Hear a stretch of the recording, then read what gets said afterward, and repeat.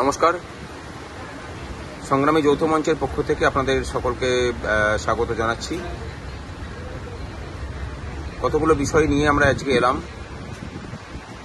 আপনারা জানেন যে গতকালকে আমাদের পক্ষ থেকে আমি সুপ্রিম কোর্টের 1 নম্বর কোর্ট যেখানে এটা শুনানি হয়েছিল সেখানে উপস্থিত ছিলাম। গোটা শুনানিটাই নিজে শুনেছি, গোটা কেসের গতি প্রকৃতিটা বোঝার চেষ্টা করেছি। গোটা সুপ্রিম কোর্টে ঘুরে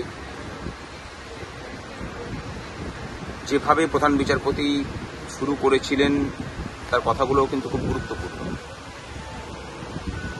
দুর্ভাগ্যবশত আমাদের মামলা কালকে আমরা ডায়েরি নাম্বার করলেও এসএলপি নাম্বার যেহেতু পড়েনি, সেই কারণে শুনানি হয়নি। আমাদের পক্ষ থেকে গতকালকে মুকুল রোহতগি দাঁড়িয়েছিলেন, কিন্তু যেহেতু এসএলপি নাম্বার আসেনি বলে উনি শুনানিতে আমাদের হয়ে কিছু বলতেও পারেননি। যদিও একদম শেষে আমাদের পিটিশনের যে বক্তব্য সেটা উনি পিটিশনে না থাকলেও যেহেতু মামলার মধ্যে ছিলেন অন্য পিটিশনারদের পক্ষ থেকে, সে কারণে উনি বলার চেষ্টা করেছিলেন। আগামী সোমবার আবার শুনানি আছে।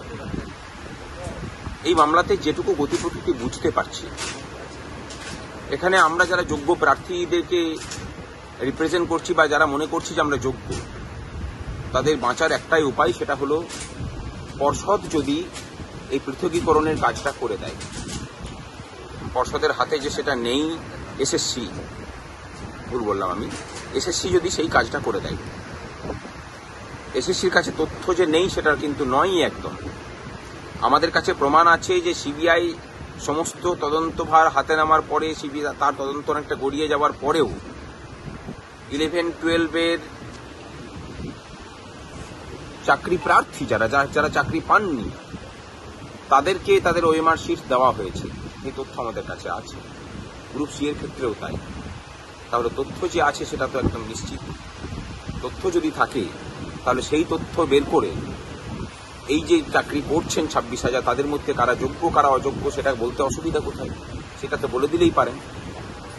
এই জায়গাটাতে আমাদের মনে হয় যেমন আইনি লড়াই চলছে, ঠিক একই রকম ভাবে পাশাপাশি রাস্তার লড়াইটাও করা প্রয়োজন।